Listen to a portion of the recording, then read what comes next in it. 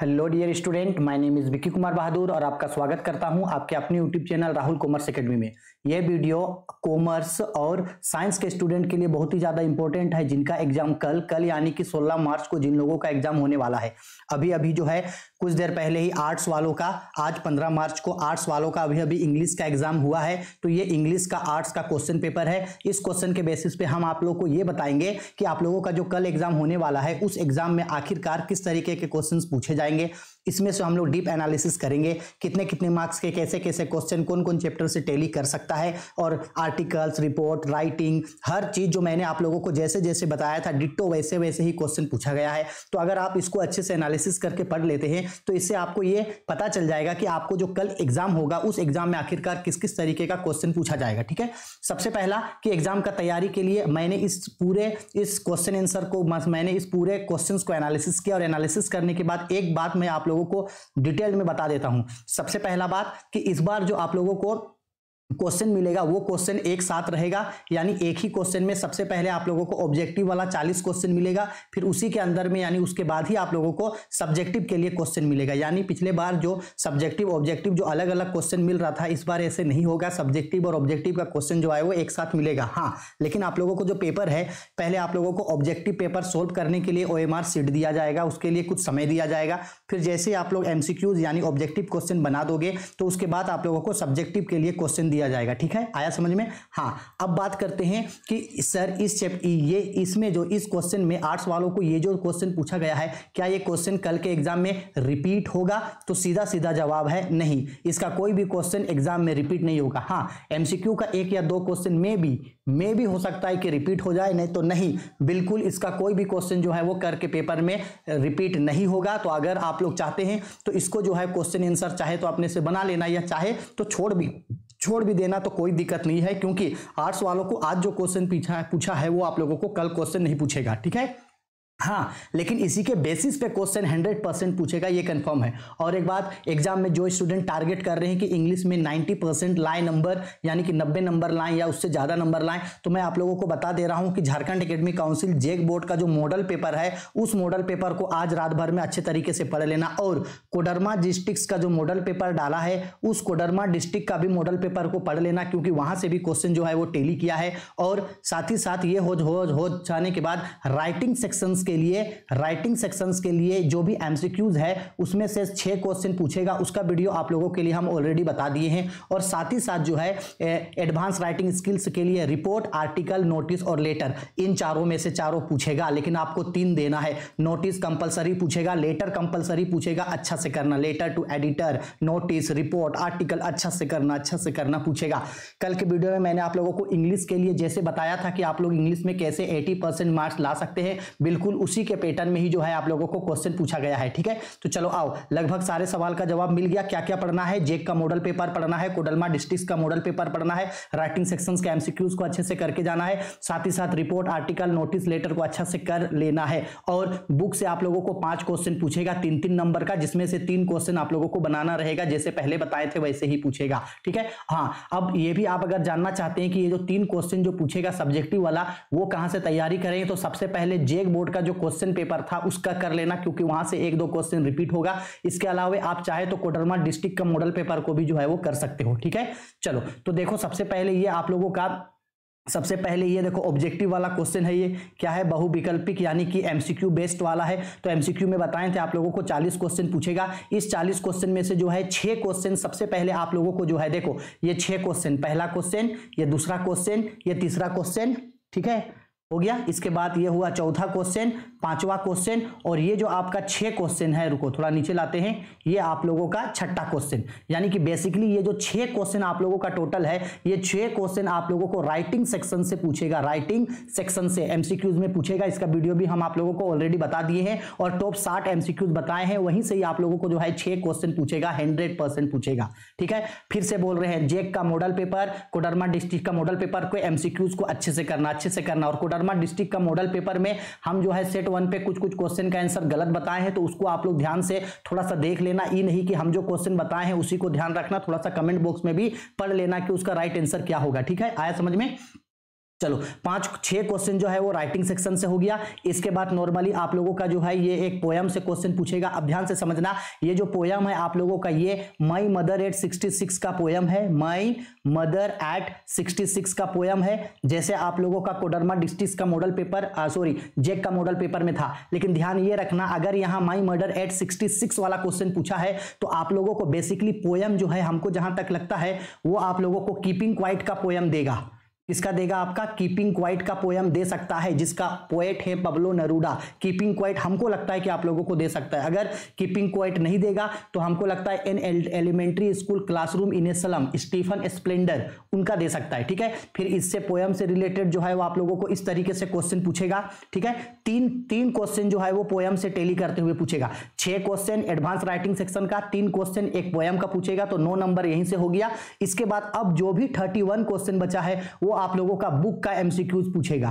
किसका एमसीक्यूज पूछेगा? बुक का एमसीक्यूज पूछेगा। तो ये रहा आप लोगों का बुक का क्वेश्चन। ठीक है, मैं एक एक करके आपको दिखा रहा हूं, आप लोग चाहो तो इसका स्क्रीनशॉट लेकर के खुद से आप लोग पढ़ सकते हो। मैं इसका आंसर नहीं बताऊंगा क्योंकि इसका आंसर आप लोगों के लिए जरूरी नहीं है, क्योंकि ये ऐसे भी आप लोगों में रिपीट होकर आने वाला नहीं है। ठीक है, लेकिन फिर भी मैं आप लोगों को क्वेश्चन आंसर दिखा दे रहा हूं। इसका स्क्रीनशॉट ले लो, स्क्रीनशॉट लेकर के इसको अच्छा से रखो। अगर आप घर में पढ़ना चाहो तो नो डाउटली आप इसको घर में भी जो है वो पढ़ सकते हो। ठीक है, चलो एक एक करके सारा क्वेश्चंस आप लोगों को दिखा दे रहे हैं, और समय बहुत कम है इसलिए आप लोग उसका मिसयूज मत करना, डीमोटिवेट नहीं होना। हम जो पढ़ने बोले आपको, जेक का मॉडल पेपर पढ़ो, इसके बाद आप लोग कोडरमा डिस्ट्रिक्ट का मॉडल पेपर पढ़ो, साथ ही साथ आप लोग एडवांस राइटिंग स्किल में रिपोर्ट, आर्टिकल, नोटिस, लेटर जरूर लिखो। पैसेज से ऑलरेडी ही आप लोगों का 18 नंबर का क्वेश्चन पूछेगा ही, वहां से ऑलरेडी जो है वो सब कुछ हो ही जाएगा। ठीक है, चलो जल्दी जल्दी आप लोगों को एमसीक्यूज का क्वेश्चन जो है वो दिखा दे रहे हैं। ठीक है, अच्छा से स्क्रीनशॉट ले लो। इसके बाद आप लोगों को अगर पढ़ने मन करेगा तो इसको आप लोग खुद से भी घर में सॉल्व कर लेना। ये देखो 40 का 40 एमसीक्यूज आप लोगों का इस तरीके से पूछेगा। जब एमसीक्यू कंप्लीट हो जाएगा तो इसके बाद आप लोगों को अब सब्जेक्टिव पूछेगा। तो ये देखो सब्जेक्टिव भी बेसिकली 40 नंबर का होगा। अब ध्यान से याद रखना, पहले भी बताए हैं आज फिर बता रहे हैं, क्योंकि हम चाहते हैं कि आप सभी लोग इंग्लिश में 90% प्लस स्कोर करो। तो प्लीज बात को ध्यान से समझना और सुनना। हम आप लोगों को पहले भी बताए हैं या फिर से सुन लो कि सब्जेक्टिव जो होगा उसमें आप लोगों को 2 पैसेज देगा। क्या देगा जी? आप लोगों को 2 पैसेज देगा। फिर से समझा रहे हैं, पहला पैसेज आपको देगा 10 नंबर का, जिसमें 2-2 नंबर का आपको 5 क्वेश्चन बनाना है। दूसरा पैसेज देगा आपको 8 नंबर का, जिसमें से आपको 5 नंबर का नोट्स मेकिंग और 3 नंबर का आपको समरी पूछेगा। 2 पैसेज यानी 2 पैसेज मिला करके 18 नंबर। ये 18 नंबर आपके हाथ में है, 18 नंबर आपके हाथ में है। ठीक है, तो देखो इन लोगों को भी सेम ऐसे ही पूछा। पहले इन लोगों को पहला पैसेज पूछा, तो ये रहा। जैसे देखो इन लोगों का ये पहला पैसेज है। ठीक है, 1 से लेकर के 7 तक क्वेश्चन है, लेकिन आपको बनाना कितना है? 5 क्वेश्चन बनाना है। एक क्वेश्चन कितने मार्क्स का है? 2 मार्क्स का, यानी पहला पैसेज कितने मार्क्स का पूछेगा? 10 मार्क्स का जो है वो पहला क्वेश्चन पूछेगा इस तरीके से। ठीक है, इसके बाद इसका क्वेश्चंस देखो, पहला पैसेज का क्वेश्चंस ये रहा। ये पहला क्वेश्चन, ये दूसरा क्वेश्चन, ये तीसरा, ये चौथा, इसी तरीके से 7 क्वेश्चन पूछेगा पहला पैसेज से। और इन सात में से आपको 5 क्वेश्चंस बनाना है, और इन पांचों क्वेश्चन का आंसर आपको इसी पैसेज के अंदर मिलेगा। और पैसेज से जो अब क्वेश्चन लिखोगे उसका आंसर आप 1 से 2 सेंटेंस में ही देना, इतना लंबा लिखने का जरूरत नहीं है। ठीक है, 5 नंबर का क्वेश्चन यानी 10 नंबर का क्वेश्चन का आंसर आपको इसी पैसेज के अंदर से मिल जाएगा। थोड़ा सा कॉमन सेंस लगाना, थोड़ा से ध्यान देना, और इजी तरीके से 10 नंबर आप ला सकते हो। ठीक है, इसके बाद आप लोगों को देखो यहाँ पे ये जो है आप लोगों को दूसरा पैसेज देगा। ये आप लोगों का जो है ये बेसिकली सेकंड पैसेज है, और इस सेकंड पैसेज में 2 चीज पूछेगा। एक नोट्स मेकिंग पूछेगा 5 नंबर का, और एक 3 नंबर का पूछेगा समरी राइटिंग। तो देखो सेम ऐसे हुआ। 8 नंबर का क्वेश्चन में आपको क्या बोला बनाने के लिए बोला है? देखो ये बोला है मेक नोट्स बनाने बोला, और नोट्स बनाते समय आपको अगर जरूरत पड़े तो कीवर्ड्स का भी आप यूज करो। ठीक है, तो नोट्स बनाने के बारे में हम आप लोगों को पहले भी एक वीडियो में बताए थे, फिर बता दे रहे हैं। नोट्स बनाने के लिए सबसे पहले आप क्या करोगे? टाइटल लिखोगे। टाइटल के बाद आप नीचे में सब टाइटल लिखोगे। सब टाइटल के बाद जिस चीज के बारे में ये पैसेज दिया है उस पैसेज का आप इंपॉर्टेंस लिख लेना। इंपॉर्टेंस को 1-2 पॉइंट में बताना। इसके बाद आप उसका फीचर चाहे तो आप उसका फीचर्स बता देना। ठीक है, इसके बाद क्या करना? सबसे इंपॉर्टेंट चीज ये हो जाने के बाद की एब्रिब्रिएशन, ये जो की एब्रिब्रिएशन बोला है उस की एब्रिब्रिएशंस को बनाना।